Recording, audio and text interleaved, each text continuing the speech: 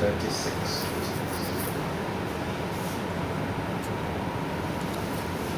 Right, today is our last study on the Buddhism, Fact and Fiction, based on the chapter 1 of SD 40, entitled The Notion of Ditthi. Today we're going to look at the nature of views, especially the idea of no views. We start on page 36. We mentioned a bit about is and ought in the previous study, about what really is and what should be. Basically, how we look at reality, and then what do we learn from it? How do we better ourselves, for example? So here we will start a bit with Western philosophy. David Hume, one of the most brilliant of Western philosophers in the 18th century.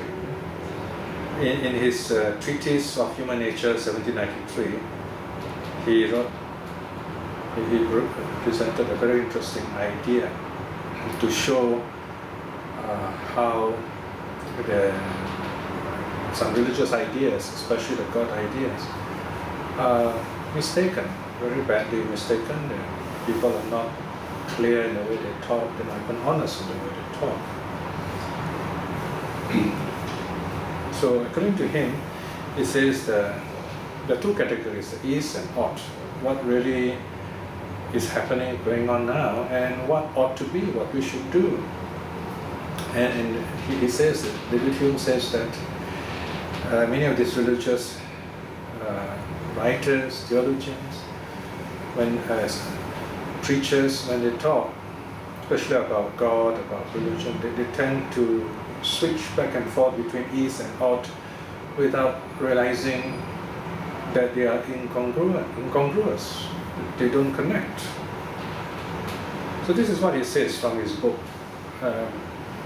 Treatise of Human Nature, 1793. Section 3.1.1. He says, in every system of morality which I have hitherto met with, I have always remarked that the author proceeds from some time in the ordinary way of reasoning and establishes the being of a God or makes observations concerning human affairs, when of a sudden I am surprised to find that instead of the usual copulation of propositions, is and is not, I meet with no proposition that is connected with an ought or an ought not.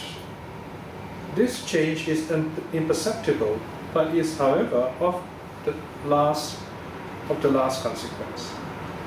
For as this ought or ought not expresses a new relation or affirmation, it is necessary that it should be observed and explained, and at the same time that a reason should be given for what seems altogether inconceivable.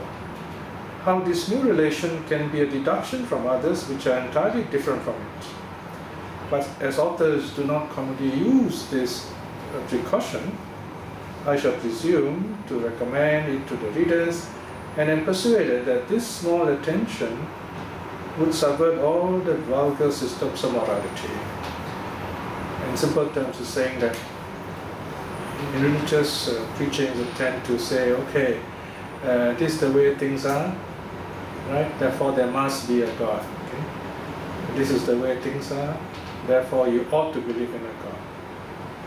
For example, the fact that I'm here, this reality, therefore, they conclude you must believe in a God. So you find that there's no connection at all, right? And this is the basis in the God religions, actually. So this is a very interesting analysis, a very sharp insight, and David Hume was a very young man when he wrote all these ideas. Sometimes this is called a naturalist fallacy. Now, what's interesting here is that later on we will discuss how did the Buddhists view this kind of approach. What is the Buddhist response to it? We will come to that a little later.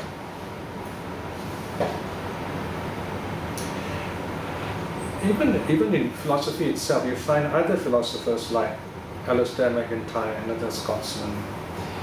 He, in some ways, disagrees with David Hume and says that you can't really separate is and ought. You can't separate truth from value, in other words. And from there, you get a hint already how the Buddhist is going to operate, in other words. So here, what we're looking at is how do we view reality? What is right view? What is wrong view? And so on.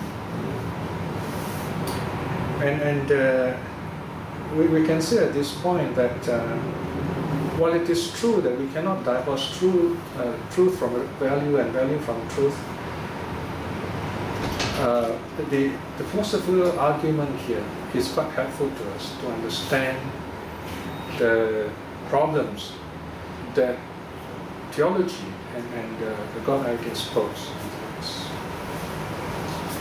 So, in a sense, the separation between is and ought, they are useful to show how invalid some religious arguments, especially the God religious arguments, are. But when we talk about moral virtue, when we talk about spiritual truth of a higher level, especially in Buddhist terms, you find you don't really need to separate them. In fact, they overlap, and we will see this in a while.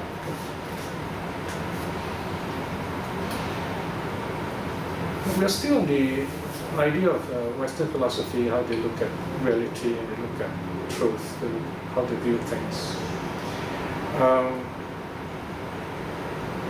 Philosophy, as we know in the Western sense, is to imagine, to think, to ask questions, look for problems, so to speak, and then try to solve them. And when one problem is solved, we try to look for another. So it's a kind of investigation of life itself, if you like. But there are occasions when Western philosophy does not reflect reality. In other words, it's a non-cognitive kind of ethics. In other words, ethics does not concern our real life. Not directly anyway. So, in other words, we may see something out there, but the mind will think about something else, about what is good or bad, in other words. Yeah? Now, we're not going to be too concerned with this, because in Buddhism, you find what you see and how you respond to it, they are closely related, and we have to connect them together. In other words, at this point, we can say that it is unnatural to divorce truth from value. In Buddhist ethics, in Buddhist philosophy, in Buddhist teachings at least. So this is where in Buddhism you find there's an overlapping of truth and value. And you see these two words, truth and value, in many different ways when we talk about Buddhism this time. For example, we talk about a descriptive aspect of truth, and you have the prescriptive aspect of living, right? We talk about theory, practice. We talk about the first two truths, meaning of life, and then the last two truths, purpose of life. They're all connected in this same pair of looking at things. So in Buddhism, therefore, right view is a unified way of looking at things. You got to see both truth and value in what you are looking at. When we talk about value, we're talking about how we see things. And when we talk about truth, is what you see.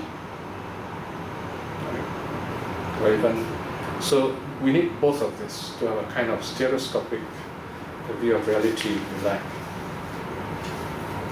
In other words, first of all, you have the senses experience a kind of reality out there in the world, right? You see, when we look around, what do we see? We see beings that are living, beings that are suffering. They want to be happy, and then they love having things. and they communicate with one another, right? And those with a clear mind, they are the wise ones, and they bring a lot of happiness and progress to society. That's the reality. That's the is. So when we look at this, we say, oh yeah, okay, from what we see here, we know people value life. Therefore, we ought to respect life. So you can see the very close connection between is and ought in Buddhist ethics, Buddhist philosophy, Buddhist view of truth and reality.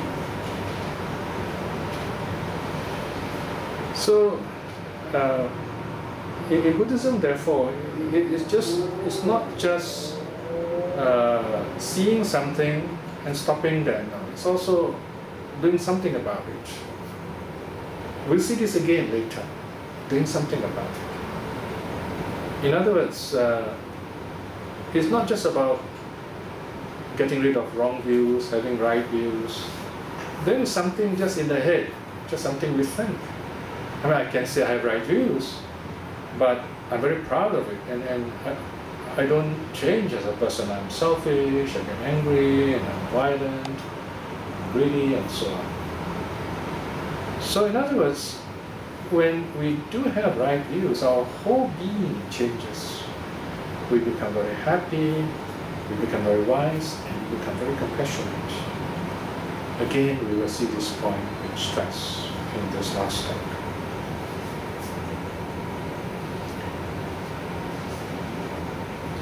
So this is where, once again, let us recap what is wrong view. Wrong view is something that gives us the wrong picture of things, something which is wrong or warped. We might even think that we know something, but wrong views keeps our idea frozen, so we don't want to change. We remain unchanged. Or we are caught up with collecting ideas and views, collecting knowledge. We know more and more things, but nothing happens. We might even know lots of Buddhism. We might even have lots of Buddhist books. We have done lots of talks. We might even give lots of talks ourselves. But we have not really changed inside us. So that's wrong view. So wrong view do not mean that, oh, I don't believe in the Buddha, or I don't believe in karma. Those are obvious ones, you might say. On the other hand, there are people who might say, I don't believe in karma, but you see their behavior is so different. They're kind, they're very careful, they do not kill. So even though they say they do not believe in karma, or they do not believe in rebirth, or they do not believe in karma and rebirth, but their behavior is exemplary, is good. So it's quite ironic in a sense. Then you see people who say they believe in karma, they believe in rebirth, but then they do not respect life, they do not respect other people, they're not kind to others, they're very proud, selfish, and so on and so forth, negative. So views alone does not make a good man afterwards. So in a sense, we need to understand how we view ourselves. So if we have wrong view, we really do not look at ourselves. We don't realize how we look. Of course, it can be very funny here in a sense, very strange, because it's like someone who just got up from sleep, or someone who's still half asleep.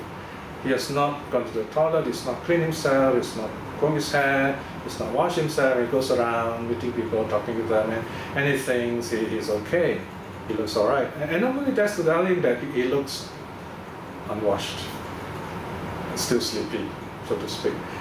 Of course, the classic story is the story of the emperor's new clothes. Nobody dares to tell the other person is wrong. Nobody dares to tell the other person he has wrong view. Because the group also does not know what is right view.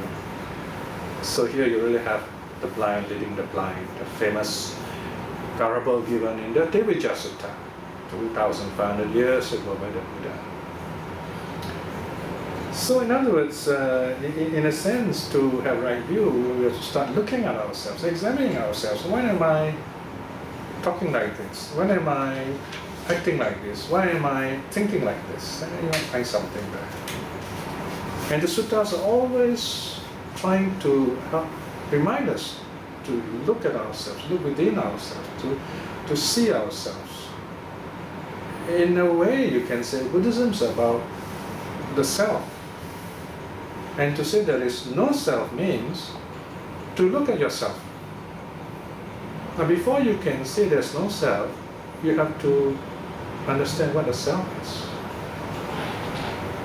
In many ways, we are struggling, as we mature into adults, we create ideas of ourselves. We have many selves. We have a very private self inside us. Maybe we are ashamed of that self. We do not want to show it to anyone. Or we have a self that we want to be. We dream to be that kind of self. And then we have the self that we present to others. It's sometimes called a persona, a mask. And again, how we present the self to others can change depending on the situation. So, which one is our true self? It's hard to say. We do not have a self in a manner of speaking, because there are so many of us. And we are changing every moment also. We don't have a true self, in other words. So once you are awakened, you truly realize all these are phantoms that are created from our own fears and desires. We are not troubled by all these masks and selves. We are our true self, so to speak. We are not afraid to just be ourselves before others. Of course, having washed our face, combed our hair, looking presentable, and talking the Dharma maybe, or simply listening to people, being happy, helping people. No views are involved here, interestingly. So in other words, there is this idea of seeing. We have to see ourselves, to see directly, truly, and yet not to see with this, what's called flesh eye, to see with the inner eye, to see with wisdom, or in a word, to realize. Now when we say to see here, there's another important word we must also use. The word is to feel. To see is to feel.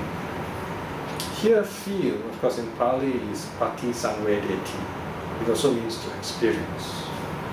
So we experience directly. When we experience something directly, when you see the truth directly, even if it is a truth of suffering, if you're not wise, you feel sad, you say, wow, look at all this suffering, it's terrible. But once you're wise, you look at all this suffering, there's an inner peace inside you, because you know that's the way of the world. You can't change that. But you can change how you look at it. You can, for example, be moved by this truth, to go out to others and tell them, you don't have to suffer like this. So you must have this feeling of joy, because joy is what feed and motivate us, move us to be able to reach out to others and tell them, this is how you end your suffering, this is how you get out of your suffering, by being happy. And then you go into details how to be happy. Keeping the precepts, understanding the nature of your mind, meditating, studying the suttas, and so on. Or making spiritual friends, and so on.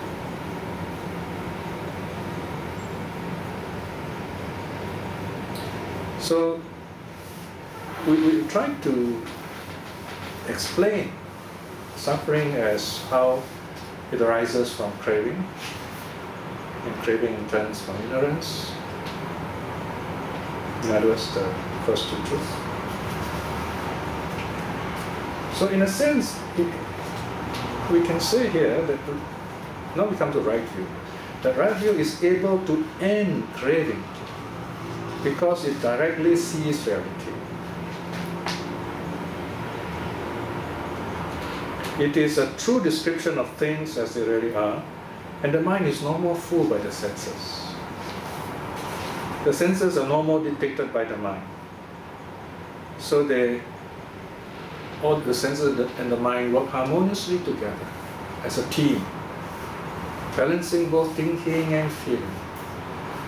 Thinking is important when we are with people, like when we communicate, when we say things. Thinking is the sense of looking at the world, responding to it appropriately. Feeling is how we look at people and we feel happy about it, accepting them unconditionally, and talking to them in a way which is happy, pleasant, which makes them happy also. So you have the means of communication and you have what is communicated. And here again is something interesting we should know. You have thinking. Thinking has to do with the five senses. We respond to what we see, hear, smell, taste, touch. We have to analyze them, talk about them. We have to evaluate them.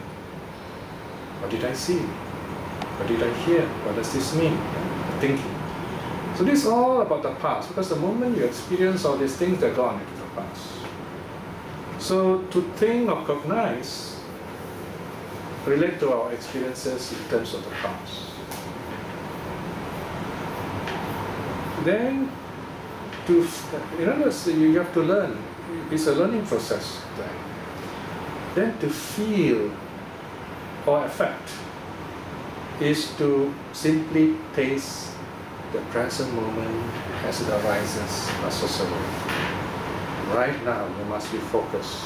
For example, if I'm talking to you and I'm thinking, then I won't be really paying attention to you. I won't really know what you are trying to say, what you're trying to communicate. So that's the moment when I have to feel. I have to suspend my thinking for a while and unconditionally accept you, what you're saying, and listen. So you have two aspects, the thinking, feeling. So remember this very interesting two aspects of how we communicate.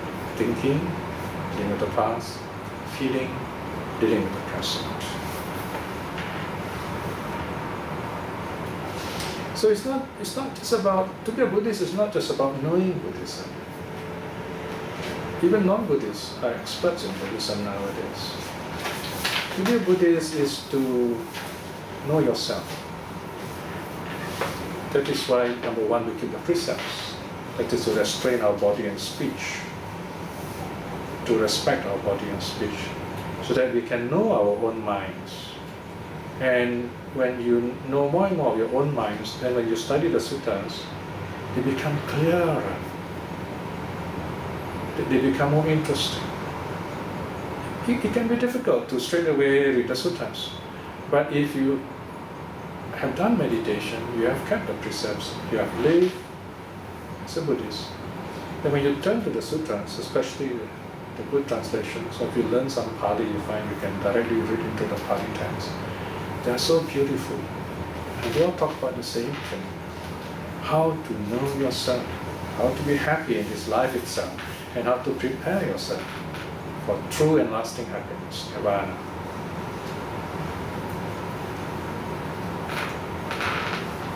So here, in other words, we have the Dhamma is like a mirror reflecting. The mirror does not retain anything. So we also should be like a Dhamma mirror, so to speak. We reflect the world as it is, and we don't retain the world. When people stand before us, they see themselves, and we don't retain anything of that. We just help people to see themselves. Isn't that wonderful? And you don't get blamed because you're just a mirror. And then people realize and learn how to better themselves by looking into this Dhamma mirror that you hold before them. Now what's interesting about the Dhamma mirror is there's only one view. When you look inside, you see yourself. So in a sense, That's the only view you have. You're looking at yourself. Of course, in this case, we have to accept what really is. So here it can be a bit tricky here, because it depends how we think. The important thing here is to know wrong is wrong, right is right. This is a bit tricky because most people don't. Now I'm going to read to you a very tricky line here, which may need a bit of re-listening or rereading, even on page 39. What we see wrongly as is, wrongly becomes ought. If this is our only view, then we have fallen into the error of eternalism. Okay. What really is, we see it wrongly. We say, oh, okay, look, we exist, right? Therefore, there must be a creator. So we fall into the idea of eternalism. That's the meaning. What we see wrongly as is, wrongly becomes ought. What we see wrongly as is not, wrongly becomes ought not.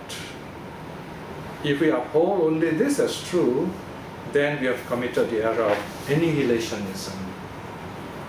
Right? For example, we might say, look, you look around, you find if you are good, you get bullied, and you won't succeed. But if you are crafty and cunning, and you lie to people, then you get what you want, then you become successful. So there's no point being good. And moreover, how do I know? How do we know there is a future life? There's no proof. This is only life. So make the best use of it. Make as much money as you can. Take all the advantage you can of people, because once you die, that's it. This is annihilationism.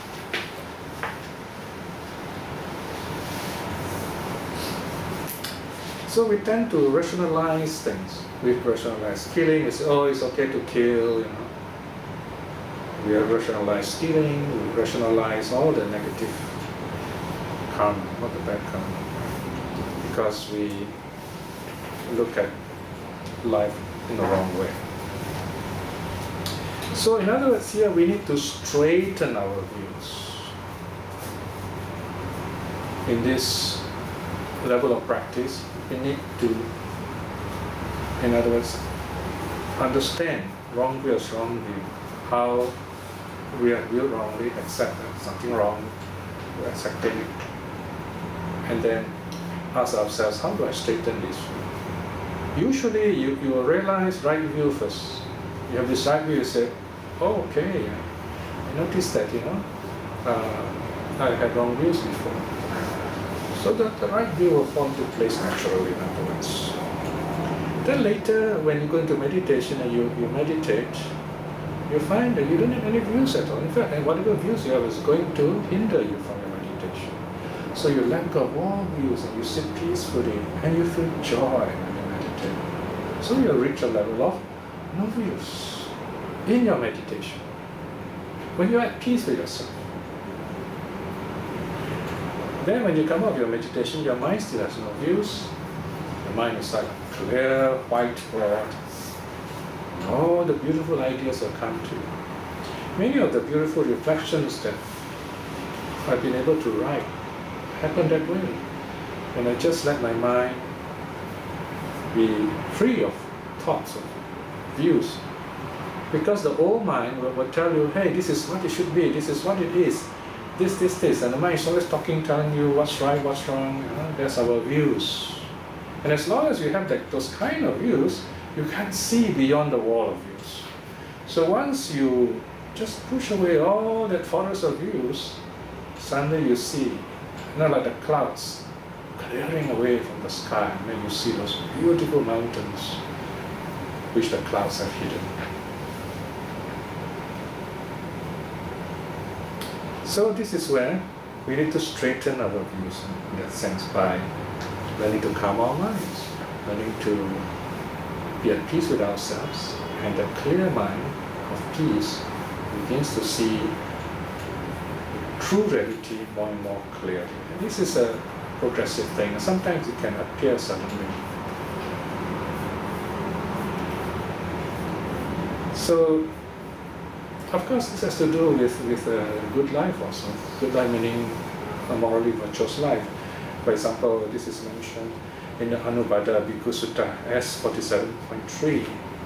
In that case, Bhikshu purify the very beginning of wholesome states.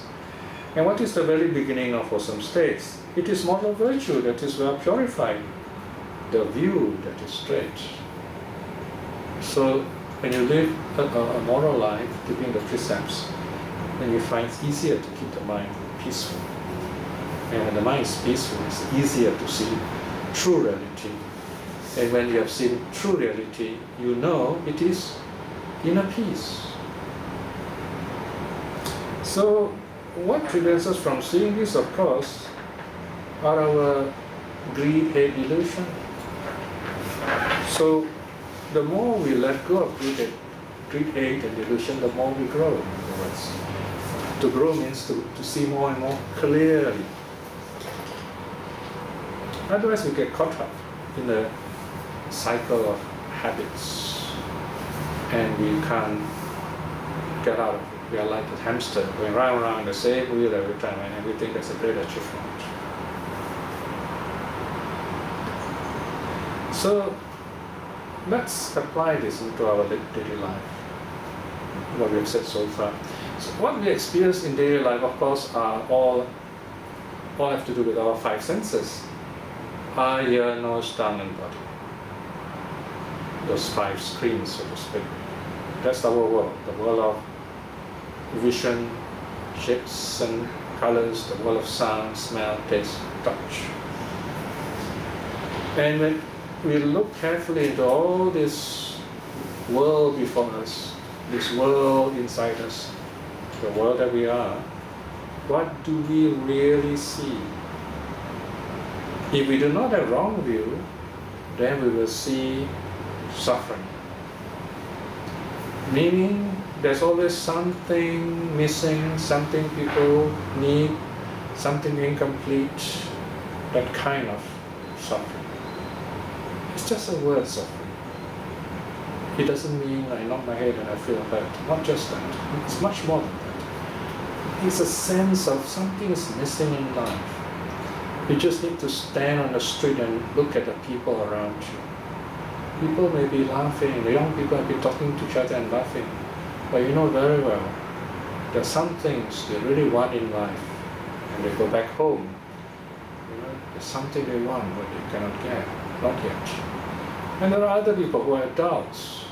They might be driving a big car, but there's still something big missing in their life. Maybe they have some big family or marital problem, and so on. So in everyone you see when you stand on the street, there is a story.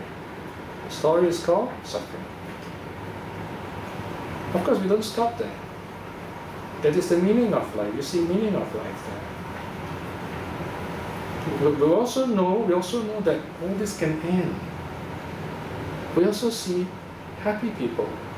Right? Sometimes you see people, they're kind to each other, like a mother loving a child, or a son taking care of his aged father in the hospital. So you see that they're happy together at that time. And you have a good idea that, yes, that's what we all should be, happy together. On a very simple level, you can see that. What is out there and what should be, or what we can be. Now, so when we talk in this way, you find that everything is fluid, moving, changing. So we have to accept the reality of change. In fact, most of us, we keep saying, impermanence, change, and so on.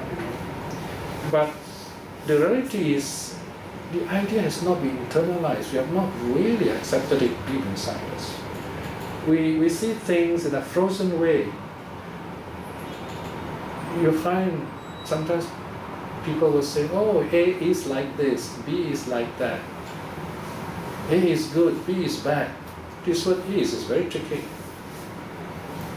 I mean, you say someone is bad, it's like from the time he's born until now, bad all the time. That's quite a big statement to make. Or you might say, oh, this Dharma speaker is very good, right? That means from number 1 to now, it's good. You begin to wonder whether the person actually has listened to all the talks or not. Well, if to say someone is really good, you must have listened to all the talks, So all that we can say is, oh yes, this talk is good. Or this particular part of the talk is good. Or this person is bad when he does this thing. Right? So we have to contextualize. We have to see things in the right perspective, in other words. So what we have done here is that we have used our views and we have judged the situation. So what we are really doing is we are simply projecting from our inner reality or projecting out to the world what it should be. It's not real thing. So in a sense, the right view is not to do that. Right view is simply to feel the moment. So whether good or bad, you are there. You are there, and somehow what you do or don't do can change the situation. This bad person can become good. Sooner or later, maybe not immediately, somehow this bad person, bad person at that moment, realize it doesn't have to be bad. It's just like someone who's angry with you, but you don't respond with anger. And you do loving kindness, you talk wisely and kindly, and this person's correct behavior also changes, becomes peaceful. You have not transferred right view to the other person. What's interesting here is you have changed the way the person behaves. This is very important to understand now. The right view changes us, changes our conduct and behavior into a kind, wise, compassionate person. This is very important to understand.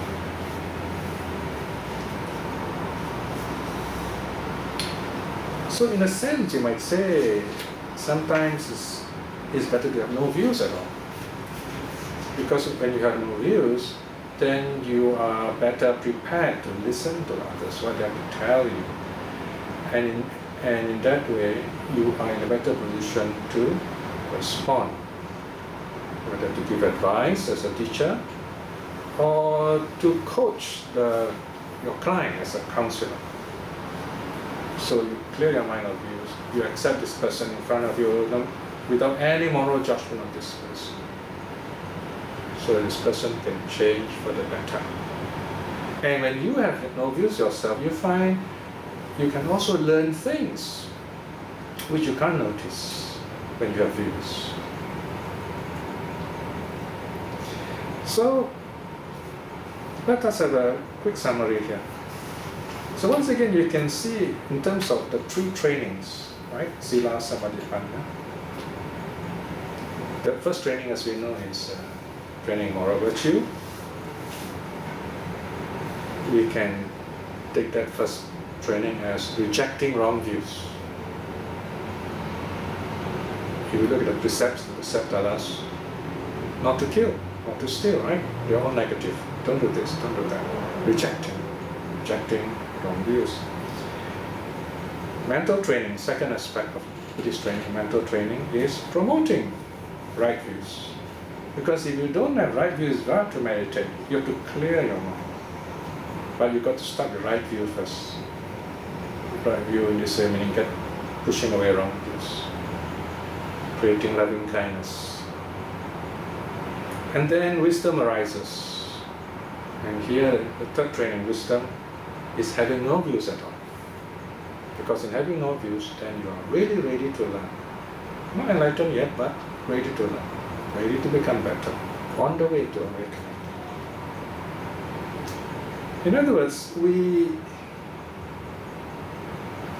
let go of the unhappy past, that's wrong views. We embrace the happy present, that's right views. And then we have this wonderful future, no views. So, true happiness therefore needs nothing. If you want to be truly free, you don't need anything, no need views in it. And yet, in doing so, you have everything. Because this mind which has no views, which is very happy, is immeasurable. That's another way of talking about this wonderful happy mind.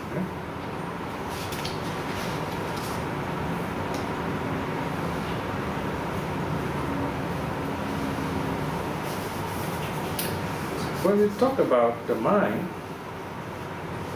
we can ask ourselves a very interesting question, right? Is everything mind-made then? If everything is mind-made, then what does it mean? Well, the answer is no. According to Buddhist text, not everything is mind-made. When you say everything is mind-made, it means that even this table, is a projection of my mind. So if I were to go away, the table won't exist. Something is called idealist view of life. In philosophy, it's called idealism. So in Buddhism, we say that even if I close my eyes, the table still exists. If I were to go away, the table still exists. So, in that sense, Buddhism is realism. In that sense, we can't give one label to cover all of Buddhism. We can only look at certain aspects, how the different teachings of Buddhism. Now, this understanding is useful for us to look at the nature of craving and feelings. There's a very important verse here from the Nibbedika Pariyaya Sutta, A663, where the Buddha says, this on page 43. Bhikshus, these are not sensual objects, but in a noble discipline they are called causes of sensual desire. The thought of passion is a person's sensuality. There is no sensuality in what is beautiful in the world. The thought of passion is a person's sensuality. What are wonderfully diverse in the world remain just as they are. So here the wise remove the desire for them. In simple terms, the world out there is just the way it is. It is neither good nor bad. It's how we look at it, how the mind projects its own values or ideas and views into the world. So, here the Buddha says we should remove the desire for that. Here desire meaning we cannot grasp these things out there, but we can enjoy them. We can say how beautiful the sunset is, but there's no way you can really preserve the sunset. I mean, you might take photographs, you might make dioramas, and one day maybe you will have 3D version of sunset, but it's never like a real thing. A sunset is beautiful and valuable because it only happens at a certain time, in a certain place, and you have to be there. So, reality is also like that. People are also like that. You have to be with people, to be kind to them, to be good to them. And you can't cling on to them. You can't hold on to those to views and ideas, because they will block your ability to be kind and good to others.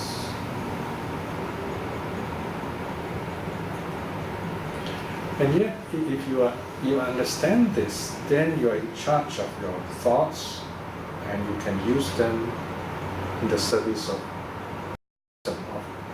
and compassion, what you want to do for the benefit of others. So this is where we can ask one more or less of last question. Are all views false then?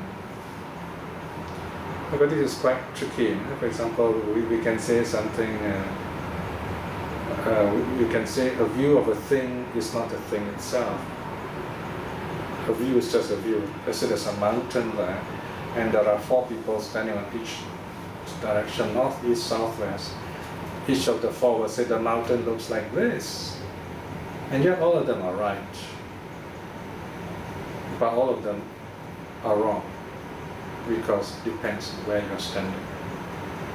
Now this parable of the mountain gives us a good idea of the nature of views. Views are provisional. They are a way of talking to help us move on, so to speak. So they're not a final truth. These are different views of the mountain. What about when someone says, if I were to write a sentence on the board and say, this sentence is false. Oh yeah, this is a bit of a philosophical conundrum. Now this is possible in writing, it's possible in language. And we should not be too troubled about this kind of very interesting philosophical puzzle or trick. Certain kinds of philosophy likes to play with words like that, which is very interesting. But you find your mind goes in a circle and it can be quite bewildering. In other words, a wrong view is a way of looking at things. And that's quite enough. Whereas you have to remember the wholeness of it. Right? So when we know someone, we do not just remember one thing. We try to know this person completely, good and bad. Of course, in loving kindness, we want to remember the good parts, because the good parts are more energizing, more happy. The bad part is the past, from which we all grow like the mud of the lotus, from which we learn. Learning means differentiating between good and bad. To be wise means choose the good. That's the meaning of to learn from suffering. Suffering is there so that we can learn. This is a very important experience in Buddhism, learning experience. So we are nearing to the end of this talk now. Views are useful, the Dharma is useful, but it's like a raft. A man comes to a river, he has to swim across. The river water is a bit dangerous, so he makes a raft and then he paddles with both arms and legs. He reaches the other side and he doesn't carry the raft with him. The Dharma, the suttas, the teachings, the ideas, the views, the right views, they're all like that. We use all these views and teachings and suttas to understand ourselves better. And as you go along, you understand, you find, in a sense, you have no use for the suttas anymore. But the suttas are always there with you. The suttas have become you. So when you speak, you are in a sense speaking the suttas. So although you don't depend on the suttas, or rather you can say you don't need the suttas anymore because you have become the suttas. Previously you can say, I have suttas, I have this book. But once you understand the book, you don't need the book anymore because, as some people might say, it's in here. Because you have experienced the Dharma, the truth. So you can say it in different ways. In different ways. You can speak the truth in a way which the other person can understand you better and to experience and act it out for himself to be happy.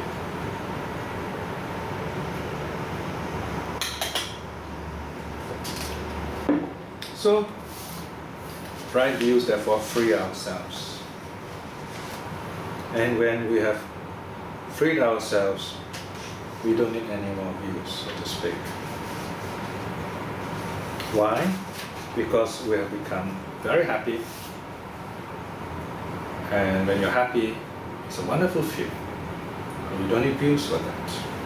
So to be Buddhist means to be happy. How to be happy?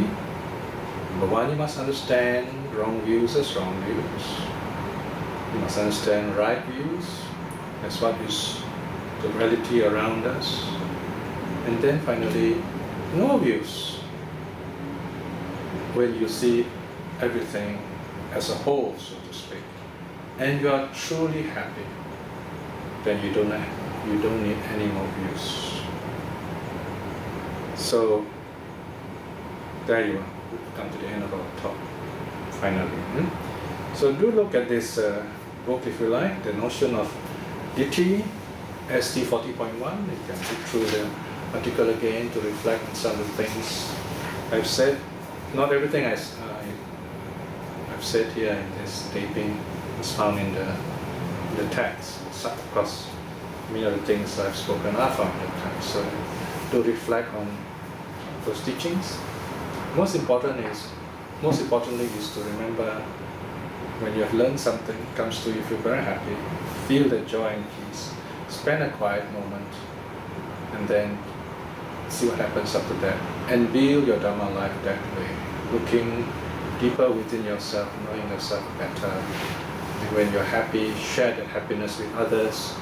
So you have this wonderful ring of happiness, this aura of happiness all around you, where you don't need views. Views don't matter anymore, because you have true reality and you have true happiness. May you be well and happy. Sadhu, sadhu, sadhu.